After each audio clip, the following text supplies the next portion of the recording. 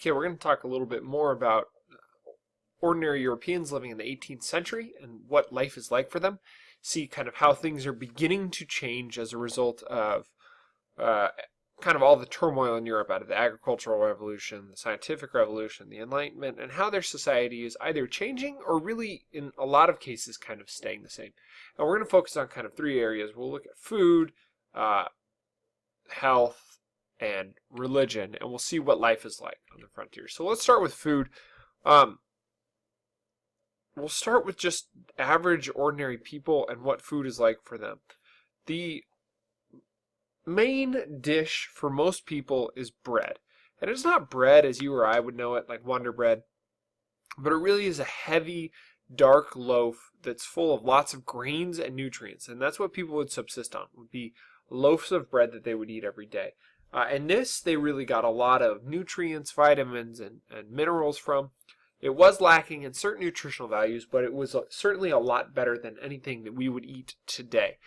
And so they're heavily reliant on bread.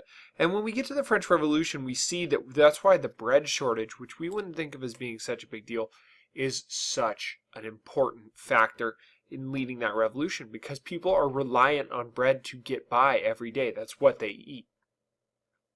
Poor people also eat vegetables. Vegetables are considered poor people food, and so you don't see many upper class eating vegetables, which leads to some issues that we'll look at later. But that really is kind of the staple of peasants' diets. They're basically eating bread and vegetables every day. Generally some sort of stew, broth, something like that, and then using the bread to soak all that up. Meat and eggs are very rare. They use generally their animals not to produce meat, but to sell. They're not taking advantage of having them normally, because there simply wasn't enough of them to go around. Fruit is also incredibly uncommon. Europe isn't exactly known for growing their fruit, so it was a rarity. And of course, in the era before refrigeration and real advances in agriculture, fruit is only available at certain times. So you don't have a huge variety of foodstuffs for the peasants. It's basically bread and vegetables. On special occasions, they might eat these meat or eggs, but it's basically just bread and vegetables every day. And in terms of what they're drinking, often it's beer or wine, and that's mostly because even though there is some basic improvements in sanitation, there's not really a great sense of cleanliness, and so water is not necessarily purified super well. So it's mostly beer and wine, and there's not a lot of milk that is being drank at this time. They would use the milk to make either butter or other dairy products, butter and cheese mostly, because those tended to last longer than just fresh milk. And that's how they would repurpose it. There was kind of some stigma against drinking milk at the time. So that's kind of the basic diet of people living in Europe at this time. Well, which isn't the most thrilling thing in the world, but it's certainly worth knowing because it gives you a sense of what life is like, and you can imagine some issues that they suffer. For the upper class, it's just such a drastically different lifestyle and a different diet. They're pretty much only eating meat, and they're eating to excess. They're having these super extravagant meals with course upon course of meats, and sometimes having 3, 4, 5, 6 different meats all at the same time. And just, you can imagine them sitting there and just gorging themselves to excess. Vegetables and fruit are not generally eaten because they were considered poor people food. There's a stigma attached to vegetables. And so the upper classes are not eating them. And they also enjoy partaking in alcohol, and so they generally drink to excess. So you have this portrayal of these upper class as being fat and slobs who just stuff their face with various meats and wines and gorge themselves at these huge celebrations. And you can imagine the frustrations then from peasants who are poor and don't have access to these sorts of things. And this diet leads to huge health problems for the wealthy. They often suffer from gout because they are just eating so many fatty red meats, but they also aren't getting the proper nutrients. You can imagine a diet that's almost exclusively meat isn't good for the human body. And so here we go. Let's talk a little bit about what medicine looks like at this time period. The field of medicine includes kind of a number of different people, and all with their own roles and kind of all competing against each other. Remember, we're just coming out of the scientific revolution. Microscopes kind of being used, but not really well being used. The idea of bacteria has not been discovered by Louis Pasteur yet, and so we're really in the beginning stages here. And so in this health field, then, you have kind of 5 distinct groups that compete for power. Faith healers, apothecaries, physicians, surgeons, and midwives. Faith healers are kind of your superstitious, kind of using laying of hands and things of that sort to try and heal people. And they're, generally fairly well received considering European society at the time. Apothecaries are people who are mixing herbs and really rudimentary medicines, almost like pharmacists would be doing, but really without much training. Although, thanks to the kind of scientific method, you begin to see people starting to experiment with new things. And this is kind of the most common, if you will, group of healers at this time, and so people often go to them. Of course, they often use antiquated techniques, including bloodletting and purging as a way to heal people. And this gets back to the Greek anatomist Galen's ideas that there are 4 different humors in the body that need to be balanced, and so you would release some of those in order to bring the body back to balance. You also have physicians and surgeons, and those are more classically trained at various universities and kind of are on the, quote, cutting edge of technology at the time, whatever that may mean. Not very advanced medicine. And then, of course, you have midwives, and we've talked about them before in the witch craze. And these are generally women who are widowed or single and are there to take care of other women, as it was unseemly and unbecoming for women to visit male doctors in general. So that's kind of what we have, and all of them kind of operate in distinctively different fields. None of them are great. I mean, surgeons don't disinfect materials. They basically just butcher people. Going to doctors is a terrible place. Going to a hospital was considered bad. Hospitals weren't places of healing. They were a place where people would die. In fact, there were rumors that hospitals were set up in order to kill poor people. So it was a way to control the population by simply eliminating them. So there really is a stigma against the hospital, and people really don't want to go there, because if you go there, you aren't coming back. You're just dead. That's what we've got going on. There's also the beginnings of the mental health field, but they don't know how to handle people with mental health problems.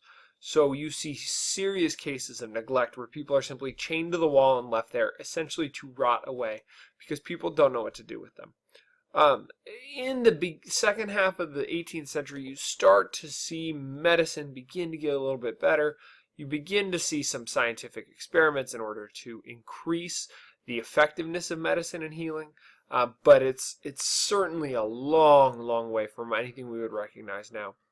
Although the one major step forward that's taken in Europe at this time is a vaccine against smallpox, and that's designed and created by Edward Jenner. Now, it's worth noting that the Arab world had for a long time inoculated themselves against smallpox. So this isn't necessarily a new idea, but it's the first time it's really adopted in Europe is from Edward Jenner, and he's a British physician, and he sees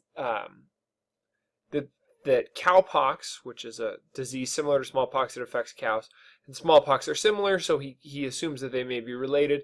And what he ends up doing is creating a vaccine out of that cowpox disease in order to give to humans, and that then allowed them to develop this immunity to smallpox. And this is a drastic change because so much of the population had smallpox. And at this point, Europeans were used to getting smallpox, so they pretty much survived it, but it could be a seriously debilitating disease leading to lifelong medical problems. So the fact that Jenner is able to inoculate people against it not only allowed people to live longer, but it allows them to live healthier lives. And so that's a really major advancement in the 18th century.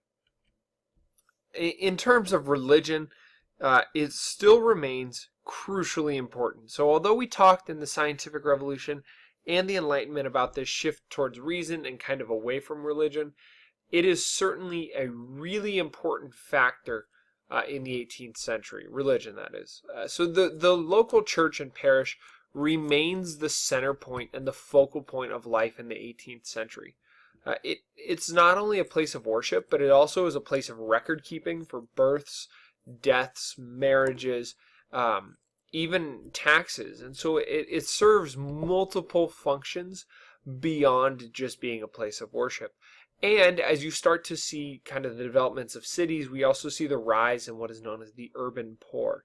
And so those are people living in cities without money, and the church in these local parishes have to distribute charity to these people because there is no kind of systematic government organization to do that for them. So locally, the religion and parish is still very central to people's lives. On a more national scale, what you see is a continuing struggle between rulers and popes for power. And so this is something that we should recall goes back all the way to the beginning of our time period of study of 1450, when the Pope really put himself above rulers as being the one to answer to God, and then rulers would have to answer to him. He uses his tool of excommunication in order to keep them in line. Now, the power of the Pope begins to decrease right around the Reformation. Well, a little bit before the Reformation, when you have the Pope in Avignon and things of that sort. But really, at the Reformation, it falls apart because if you're not Catholic, you don't have to submit to the will of the Pope. And so the threat of excommunication isn't as bad. And we see Henry VIII kind of deny the Pope. So there's this kind of continuing struggle for power between Pope and kings. And in the 18th century, it looks like this. Basically, the Pope begins to lose even more power. And that is because, in general, the Pope is the one who appoints bishops. He oversees them, and so he says, hey, you're going to be the bishop of San Diego, or wherever it may be. But what happens in the 18th century is that powerful Catholic monarchs take power of those appointments. So no longer is the Pope the one who's appointing the bishops. Now it's the king. And so more and more the Pope is losing power to secular authority. Beyond that, we see push by the French King Louis XV and the Spanish king, whose name I can't recall off the top of my head, to get rid of the Catholic Jesuit organization. And that was a group of priests that had served to educate and really was a key to the Counter-Reformation. They had gained a lot of wealth and a lot of political power, especially in the American colonies. They were kind of the missionaries that were originally sent. And the French and Spanish crowns were afraid of the power of the Jesuits. And so they basically kicked the Jesuits out and told the Pope, we're going to have some real issues until you dissolve this order and tell them they can't be around anymore. And so the Pope does, in fact, dissolve the Jesuit order. He bends his will, or he bends to the will of these monarchs, really showing that power no longer lies at the Pope, that the Pope doesn't have this sway over the rulers. It is the rulers who hold sway over the Pope. Now, eventually the Jesuits are brought back in, but for the time being, you see the Pope having to bend his knee. We also see, and this is especially true in the Austrian Empire, where there are restrictions placed on the number of people who can enter into monastic orders, and those would be prayerful contemplative orders, who can become nuns and monks. And they do that because there's not many economic benefits from becoming a nun or a monk.